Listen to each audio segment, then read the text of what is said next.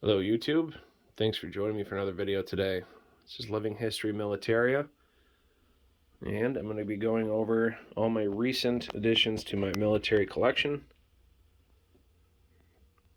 Got a good assortment of stuff here for you guys, mostly patches, but a few other things to go over, so let's jump on in. I'm going to start off with this item right here, actually. This was given to me by a friend from high school. He said he had it for a while, wasn't sure if it was authentic or not, but he said, I know that you like to collect military stuff, so I know this is a Hachimaki, I believe is what it's called, which is a kamikaze pilot headband. So, authentic or not, really appreciate people looking out for me, so I'll probably end up putting this on a mannequin head and put it up with my Japanese display that I'm working on. And right underneath that, we just got a couple of miscellaneous patches here. This is the 2nd Cavalry. This one is a greenback. Good shape. Next to that is a felt 66th Cavalry patch. Oops. And right here, we have a 5th Marine Division whiteback. And all these right here, I bought in a grouping, which was pretty awesome. I paid around $6 a piece, I think, for each of these. So I'm going to start right up off at the top. Got 2 variants of the 4th Armored Corps. Right there. A name tab for the 40th Armored Division, the Grizzly. And we got 2 copies of the Marine Tractor Battalion, I believe is what it is, motorized battalion, as seen by the tank here in the circle. So that's pretty cool. And right below that, we got a couple of Air Force patches, Air Transport Command, Air Ferry Command. This one is Air Transport Command Ground Personnel. Interesting patch. Have a variant of the 9th Air Force right here. This is the printed variant. So not a cloth patch and not embroidered, just printed right on there. So I don't have that one, so that was an awesome find. Right here is the Women's Air Ferry Command. Awesome patch. And of course the WASP, or the Women's Air Service Pilot. And right down here we have the Mariana's Command. Looks like a black edge there. European Constable, which this one has little traces of thread on there, so I'm guessing that this was taken off a uniform or something. Right here, I think this is the 99th Infantry Battalion.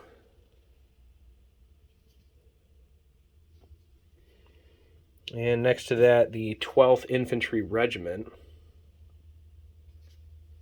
It's pretty cool.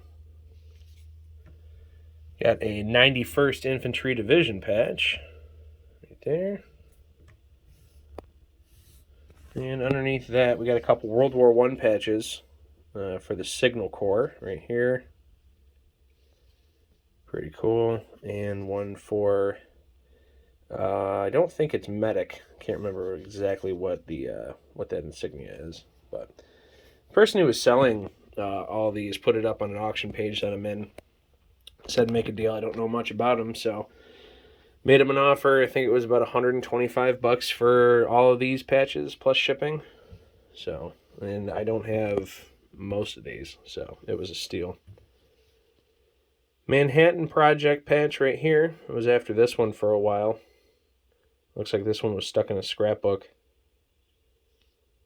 But that's one of my favorite patches right there.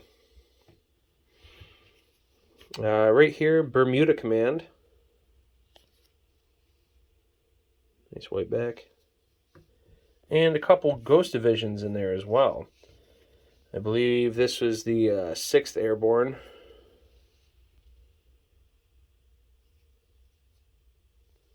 And the 157th Infantry Division. Yep, right there. So these units never actually existed. They only existed on paper. I got a whole bunch of these, actually. I have one more Ghost Division up here, which is the 50th Infantry Division.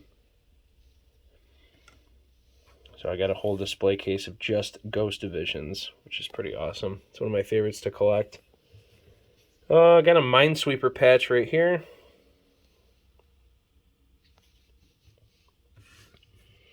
First Allied Airborne Army. Again, looks like it was stuck in a scrapbook.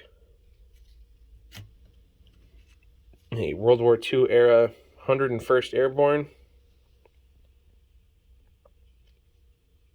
Was after this one for a long time also. And this guy right here I actually just got in yesterday or 2 days ago. This is the 508th Parachute Infantry Regiment, the Red Devils.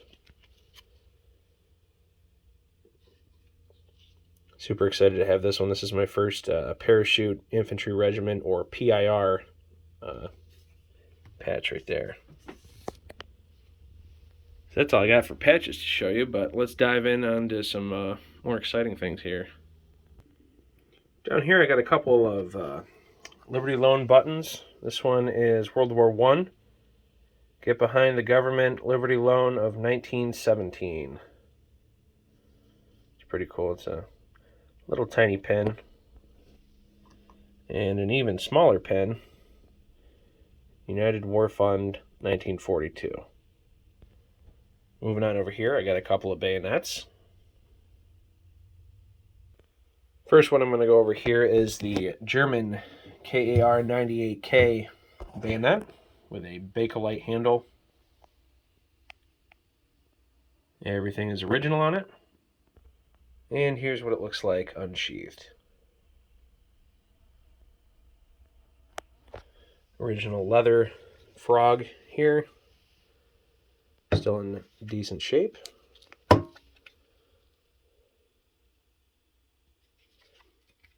Scabbard, little dent in the back of it,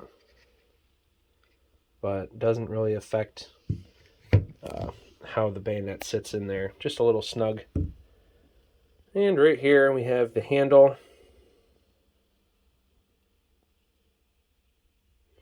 Here's the serial number.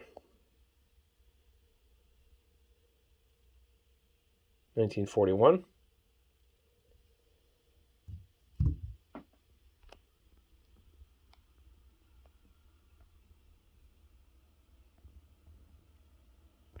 And it is just missing a rivet right here in the handle. But other than that, this thing is in awesome shape. Still decently sharp. Blade is in good shape. No cracks in the handle or anything like that. And up next here we have an M1905 U.S. bayonet that was cut down from World War I to be used in World War II with the M1 Garand. And here's what that looks like unsheathed. Here's the scabbard.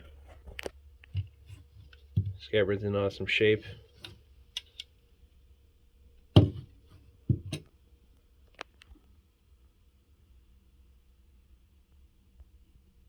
Here's what it looks like up close. You can see that it was originally, I think, about 6 inches longer than what the cut down size is. Right there, serial number, US.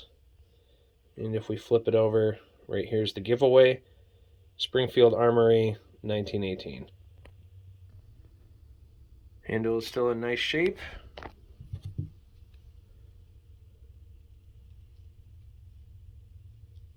Button still works for the release.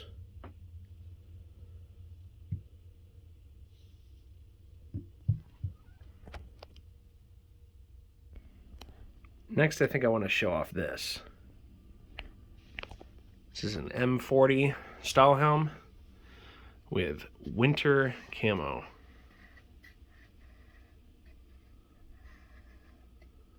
Do a little spin around here. Plenty of battle damage.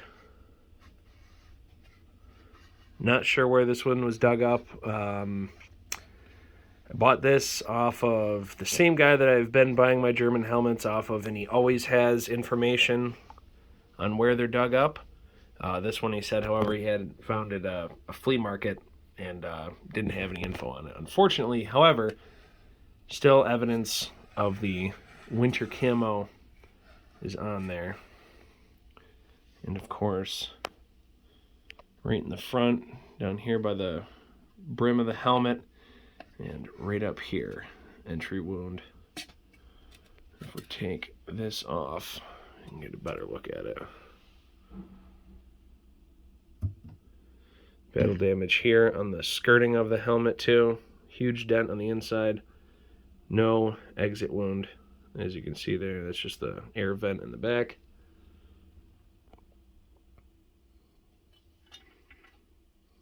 And here's what the inside looks like.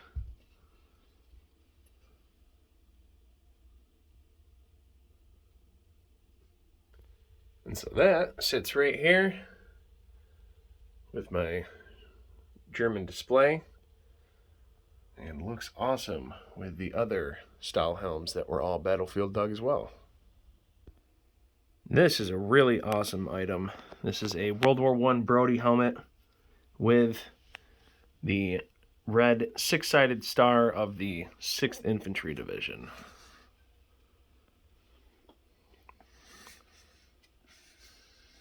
This is an English helmet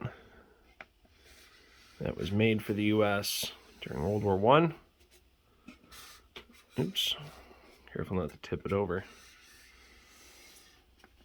Quick spin around here. We'll get a close-up here on the inside as well as the decal. And here's what the inside looks like. A little bit left of the liner, a little bit of the leather strapping left. Not much else. And right up here you can see HV 516. I forget what the H stands for. The V stands for Vickers, which I think supplied the steel for the helmet. So, always wanted an World War I helmet, and asking price wasn't too much for this. I think I paid $100 plus shipping for this helmet. And right here, you can still see the paint. Is an awesome, readable shape with the 6th Infantry Division. And that's about it. That's all I got for you guys for this video. But stay tuned, I got more stuff on the way, more stuff in the mail, and always keeping an eye out for stuff. So, hopefully it won't be too long for another additions video. But I want to thank you guys. The channel has been blowing up with subscribers recently, so I want to thank everybody for that. In 2 years, we managed to get up to 63 subscribers, and most of those, I think, were within the last couple months. So, I really can't thank you guys enough. Always love to hear from you, commenting, liking, subscribing, all that good stuff. So, until next time, Living History Militaria, I'll see you in the next video.